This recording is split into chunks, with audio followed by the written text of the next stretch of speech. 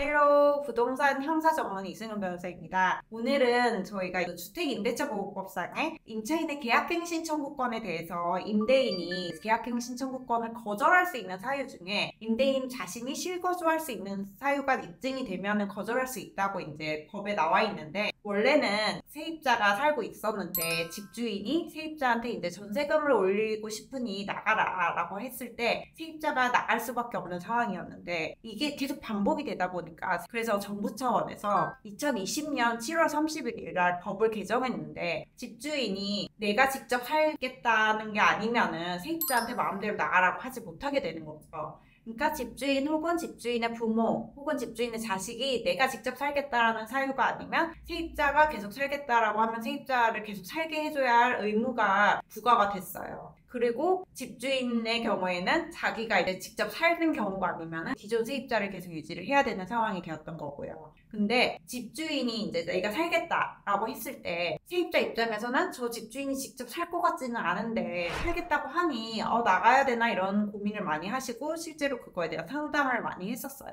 그리고 그 부분에 대해서 판례가 어떤 식으로 판결을 했냐라고 물어보면 아직 개정된 지 얼마 안 됐기 때문에 판례가 안 나왔었을 때였고, 그래서 저희도 어떻게 되는지 모른다라고 말씀을 드렸었는데 최근에 그 판례가 나왔던 거죠. 그래서 오늘은 그 판례에 대해서 조금 자세히 설명을 좀 드리겠습니다.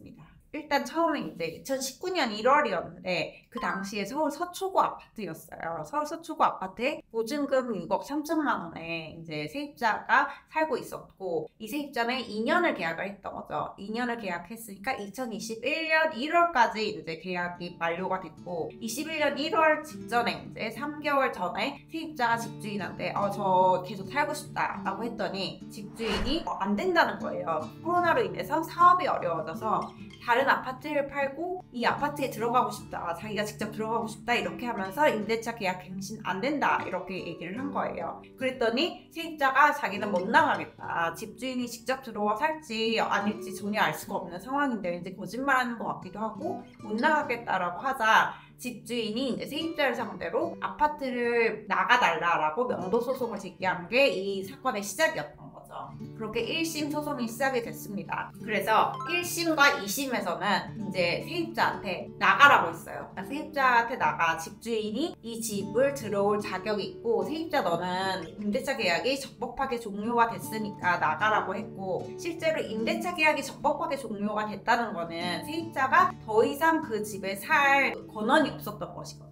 그 말은 무슨 말이냐면, 제가 아까 초반에 설명을 드렸듯이 주택임대차보호법상 세입자가 계약갱신을 거절당할 수 있는 사유 중에 하나인 집주인이 이제 집에 들어와서 직접 살겠다라는 사유가 인정이 된 거예요. 1심과 2심에서는 이 사안에서 봤을 때는 집주인이 집에 직접 들어와서 살 것 같다, 실거주할 것 같으니까 세입자 네가 나가는 게 맞고 집주인은 이 집에 들어와 살 수 있을 권리가 생겼다라고 판결을 내린 거죠. 그래서 결국 1, 2심에서는 집주인이 이겼고요. 만약에 소송이 확정이 된다 그러면은 집주인이 이제 이거를 집행을 할 수 있게 되는 상황까지 생기는 거죠. 집행을 할 경우에는 이제 집행관을 데리고 증인 2명을 데리고 그 세입자가 살고 있는 아파트에 가서 세입자한테 나가라 집행문을 보여주면서 그렇게 얘기를 할 수가 있고요. 근데 만약에 이 세입자가 아닌 다른 사람이 살고 있을 경우에는 그 사람한테는 이 세입자를 상대로 한 판결문으로는 나가라고 할 수가 없어요. 그렇기 때문에 이 경우에는 조금 조심을 해야 되는 게, 명도소송을 애초에 처음 제기를 했을 때 그 세입자한테 점유 이전 금지 가처분 신청도 같이 해야 되는 거죠. 자세한 내용은 저를 찾아오시면 설명을 드리도록 하겠습니다. 실제 거주하려는 의사라는 거는 통상적으로 수긍할 수 있을 정도로 입증한다면 이를 받아들일 수가 있는데, 이 사건의 경우에는 이게 통상적으로 수긍할 수 있을 정도로 보기는 어렵다라는 거죠. 실제 거주하려는 의사를 판단하는 기준으로 대법원은 임대인의 주거 상황, 그러니까 집주인의 주거 상황, 그리고 임대인과 가족, 그리고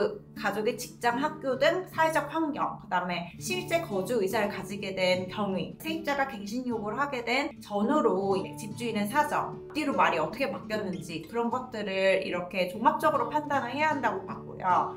근데 이 경우에 이제 집주인이 실거주할 의사가 없었다고 본 이유는 실제로 지방에 거주하는 부모가 근처 병원 진료를 위해 이 아파트에 거주해야 한다고 처음엔 주장을 했었는데 해당 병원에서 진료를 한 거는 1년에 한 번밖에 안 되는 거예요. 그 병원에서 진료를 받기 위해서 거주를 하겠다는 게 통상적으로 납득이 안 된다는 거죠. 대법원은 이제 그 집주인의 계약갱신 거절 사유는 정당하지가 않고 세입자가 계약갱신을 한 거는 정당하다고 봐서 세입자에게 정당한 권한이 있기 때문에 집주인 나가라고 하는 거는 나가지 말라, 나갈 필요가 없다라고 판단을 내렸습니다. 이 경우에 이제 대법원 관계자는 어떤 평가를 내렸냐면 대법원에서 실제로 거주하려는 의사는 집주인이 입증을 해야 한다. 그러니까 집주인이 직접 증명 책임을 지고 그거를 상세하게 납득할 수 있을 만한 통상적으로 수긍할 수 있을 정도의 사정에 대해서 집주인이 설명을 해야 된다라는 것을 의미하는 판결이다라고. 사실 주택임대차보호법이 신생법으로서 이제 법의 해석에 있어서 이렇게 빈틈이 있었는데 그 빈틈을 대법원에서 잘 채워줬다라고 생각을 하고 있습니다.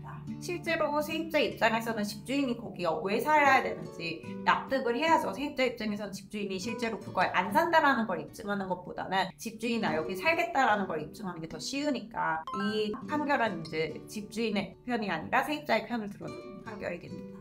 사실 이 판결은 너무 모든 사람이 궁금해하고 변호사인 저도 되게 기다렸던 판결인데요. 대법원에서 어떻게 보면 법의 공백을 잘 메꿔줬다고 생각을 합니다.